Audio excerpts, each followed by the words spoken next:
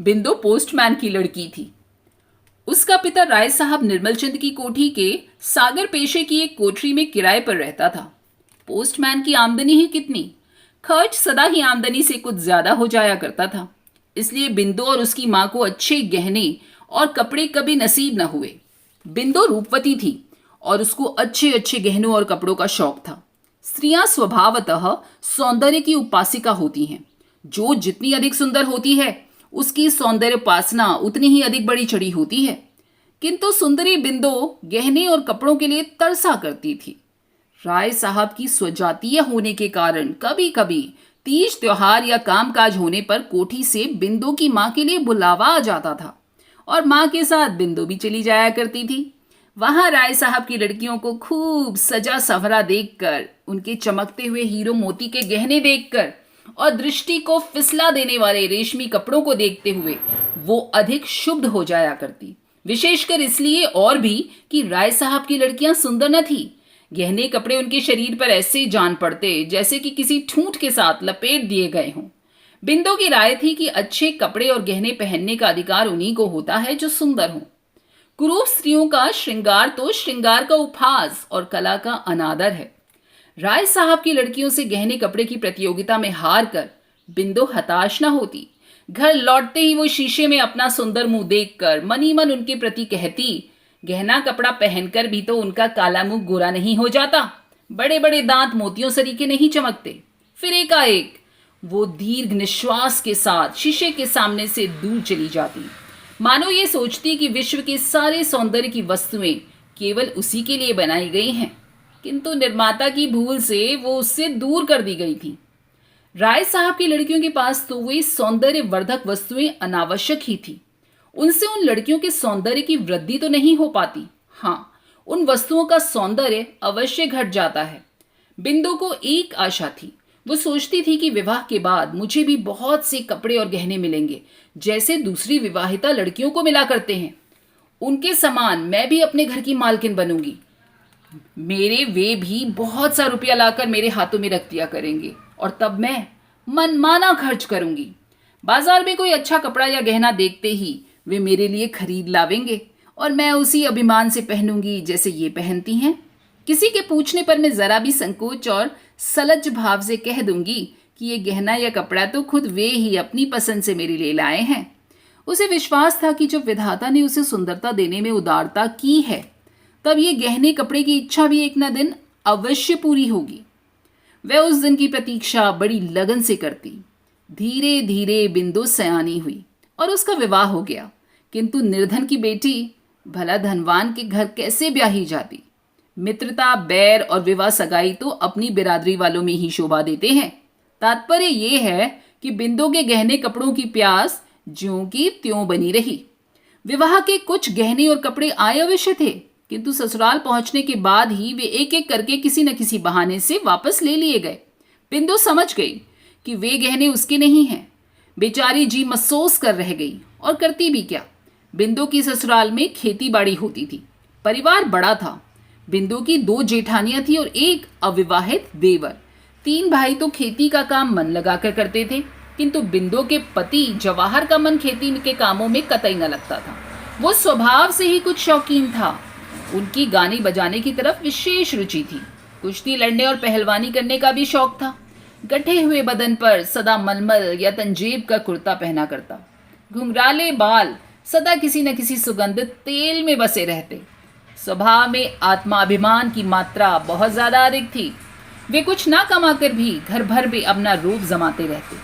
बिंदु कुछ पढ़ी लिखी होने के कारण उस देहात में आदर की वस्तु हो गई थी, विशेषकर उस समय अवश्य जब वो रामायण या महाभारत पढ़ती और गांव की अनेक स्त्रियां वहां एकत्र हो जाती। वे बिंदु की सास के भाग्य की सराहना करती और कहती, ये लक्ष्मी सी बहू तुम्हारे घर आई है, इसके कारण भगवान के 2 बोल हम लोग भी सुन पाते हैं। बिंदु भी अपने इस देहाती जीवन से असंतुष्ट न थी। सास उसका आदर करती थी, जेठानियां उसे काम न करने देती और इसके अतिरिक्त जवाहर उसे बहुत प्यार करता था। उसी घर में लड़ाई झगड़े होने पर कई बार ऐसे मौके आए कि उसके जेठ अपनी स्त्रियों पर हाथ चला बैठे, किंतु जवाहर बिंदु से कभी कड़ी बात भी न करता था। वो हर तरह से अपने देहाती ढंग से ही सही उसे संतुष्ट रखने का प्रयत्न करता। बिंदु भी अब सुखी थी। उसे गहने कपड़े भी याद नहीं आते थे। वैसे तो देहात में अच्छे गहने कपड़े पहनता ही कौन है, फिर भी सबके बीच में बिंदु ही बिंदु दिख पड़ती थी। बिंदु अधिक सुंदरी तो थी ही, साथ ही पति की तरह वो सबसे अच्छे कपड़े भी पहना करती थी। मना करने पर भी वो जेठानियों के साथ काम करती और सास को नियम से रोज रामायण सुना देती। रात को अलाव के पास बैठती, जहां गांव की अनेक युवतियां, वृद्धाएं, युवक और प्रौढ़ सभी इकट्ठे होते। फिर बहुत रात तक कभी कहानी होती तो कभी पहेलियां बुझाई जाती। वहां दिन भर के परिश्रम के बाद सब लोग कुछ घंटे निश्चिंत होकर बैठते। उस समय कहानी और पहेली के अतिरिक्त किसी को कोई भी चिंता न रहती और सवेरे नदी का नहाना भी कम आनंद देने वाला न रहता। बूढ़ी, युवती, बहू, बेटी सब इकट्ठी होकर नहाने जाती। रास्ते में हंसी मखौल और तरह तरह की बातें होती। बिंदु भी उनके साथ जाती। नदी में नहाना उसे बहुत प्रिय था और कभी कभी जब वह बिरहा गाते हुए दूर से आती हुई अपने पति की आवाज सुनती या जब देखती कि उसका पति अपनी मस्त आवाज में खुदा गवाह है हम तुमको प्यार करते हैं गा रहा है, तो उसे ऐसा प्रतीत होता कि जवाहर उसी का लक्ष्य करके गा रहा है। तात्पर्य ये कि बिंदु पूर्ण रूप से सुखी थी और अब उसकी कोई और इच्छा न थी। एक बार बिंदु की मां बीमार पड़ी। मां की सेवा करने के लिए बिंदु को लगातार 4-5 महीने नहर में रहना पड़ा। फिर उसकी आंखों के सामने वही राय साहब की लड़कियां और वही गहनों प्रदर्शन होने लगा। उसकी सोई हुई आभूषणों की आकांक्षा फिर से जागृत हो गई। वो सोचने लगी, क्या इस जीवन में मेरी अभिलाषा कभी पूरी नहीं होगी? तो फिर ईश्वर ने मुझे इतना रूप ही क्यों दिया? किंतु विधि का विधान पर किसका जोर चलता? राय साहब निर्मल चंद 40 के पार पहुंच चुके थे, फिर भी उनमें रसिकता की मात्रा आवश्यकता से अधिक थी। वे प्राय सिनेमा देखने जाया करते थे, किसी अच्छी कहानी की एक्टिंग के लिए नहीं, केवल सुंदर चेहरों को देखने के लिए। उन्होंने सब तीर्थ भी कर डाले थे और प्राय पर्वों पर सब काम छोड़कर वे स्नान घाटों पर पहुंच जाते। किसी प्रकार के पुण्य लाभ की उनकी इच्छा नहीं रहती थी, ये तो ईश्वर ही जाने, किंतु स्नान करती हुई युवतियों के अंग प्रत्यंग की ताक झांक की इच्छा उनके चेहरे पर कोई भी साफ देख सकता था। वे कश्मीर और नैनीताल भी अक्सर गर्मियों की छुट्टियों में जाया करते थे, किंतु वे वहां भी जलवायु परिवर्तन के लिए जाते थे या किसी और उद्देश्य से, ये कोई नहीं कह सकता। वे सुंदर स्त्रियों के पीछे अनायास ही मीलों का चक्कर अवश्य लगा आते थे। वे बहुत कुरूप थे, इसलिए सुंदरी की बात तो अलग रखिए, कोई कुरूप से कुरूप स्त्री भी उनकी तरफ आंख उठाकर देखने में अपना अपमान समझती थी। इसलिए प्राय गंदे मजाक करके ही वे अपनी वासना की तृप्ति कर लिया करते थे। इसके अतिरिक्त वे परोपकारी भी नहीं थे। उनके घर एक नामी गिरामी वैद्यराज रहा करते थे, जो राय साहब के मित्रों और उनके आश्रित निर्धनों का मुफ्त में इलाज करते थे। उनका दवाखाना राय साहब की बैठक में लगा करता था। मरीज की दवा लेने के लिए राय साहब की बैठक से होकर वैद्यराज के पास जाना पड़ता था। बिंदु की मां का इलाज भी यही वैद्यराज करते थे। घर में और कोई न होने के कारण बिंदु को ही मां के लिए दवा लानी पड़ती थी। एक दिन दोपहर को बिंदु जब दवा लेने गई तो उसने देखा कि राय साहब के पास एक सुनार कई तरह के गहने फैलाए बैठा है। सहसा इस प्रकार के गहनों की प्रदर्शनी सामने लगी देखकर इतने दिनों से सोई हुई बिंदु की गहनों की उत्कंठा फिर से जागृत हो उठी। क्षण भर के लिए वो भूल ही गई वे यहां किस लिए आई है। वह उत्सुकता पूर्वक उन फैले हुए गहनों के पास बैठ गई और बड़ी चाव से उन्हें उठा उठा कर देखने लगी। उनमें से 3 लड़की एक कंठी थी जो बिंदु को बहुत पसंद आई। उसने उस कंठी को कई बार उठाया और रखा और अंत में एक ठंडी सांस के साथ वह उसे वहीं रखकर अलग खड़ी हो गई। राय साहब ने भी वही कंठी पसंद की। बाकी गहने वापस करके सुनार को दाम देने के लिए दूसरे दिन बुलाकर उसे रवाना कर दिया। यद्यपि बिंदु की उम्र की राय साहब की लड़कियां भी थी, फिर भी बिंदु उनकी कुदृष्टि से बची न रही। उसके इस समय के हार्दिक भाव राय साहब बड़ी अच्छी तरह से ताड़ गए और वार करने का यही उपयुक्त समय देखकर वे हंसते हुए बोले, बिंदु, ये कंठी तुम्हें बहुत पसंद आई है, पहनोगी? एक प्रकार की अव्यक्त आशा से बिंदु का चेहरा खिल उठा, पर यह प्रसन्नता क्षणिक थी। वे गंभीर होकर बोली, नहीं, मैं न पहनूंगी। गहने गरीबों के लिए नहीं होते। राय साहब बोले, गहने तो अमीर गरीब सभी के लिए होते हैं, फिर तुम्हारी तरह का गरीब तो इच्छा करते ही मनमाना गहना पा सकता है। सो कैसे? बिंदु ने पूछा। गहनों की इच्छा तो मुझे सदा से रहती है, पर वे मुझे कभी नहीं मिले। और न जीवन भर मिलेंगे, ये मैं अच्छी तरह जानती हूँ। राय साहब धीरे धीरे बिंदु की तरफ आते हुए बोले, जीवन भर की बात तो अलग रही बिंदु, ये कंठी तो तुम्हें इसी समय मिल सकती है, केवल तुम्हारी इच्छा भर करने की देर है। तुम्हारे ऊपर एक क्या, ऐसी लाखों कंठियां न्यौछावर की जा सकती हैं। पर बिंदु, यदि तुम मेरे मन को समझती। राय साहब के आरक्त चेहरे और हिंसक पशु की तरह आंखों में देखते हुए बिंदु सिहर उठी और 2 कदम पीछे हटकर बोली, आप मुझे दवा दिलवा दें, मैं जाऊं, अम्मा अकेली हैं। उसने इस बात को इतने जोर जोर से कहा जिससे अंदर आवाज पहुंच सके। वो शीघ्र ही दवा लेकर लौट गई। उसने मनी मन सोचा, अब मैं दवा लेने न जाऊंगी। राय साहब की नीयत ठिकाने पर नहीं है। मैंने समझा था कि बेटी समझकर मुझे कंठे देना चाहते हैं, परंतु वे तो सतीत्व के मोल उसे बेचना चाहते हैं।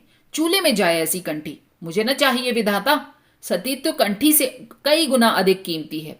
कितनों इतने पर भी उस कंठी को वो भूल न सकी। रह रह कर कंठी उसकी आंखों के आगे झूलने लगी। फिर उसने एक युक्ति सोची, यह तो हो सकता है कि जैसे वे मुझे छलना चाहते हैं मैं भी उन्हें छल लूं, उनसे कंठी ले लूं और फिर भाग जाऊं। ऐसे अनेक संकल्प विकल्प करती हुई बिंदु सो गई। दूसरे दिन दोपहर को बिंदु को फिर दवा लाने जाना पड़ा।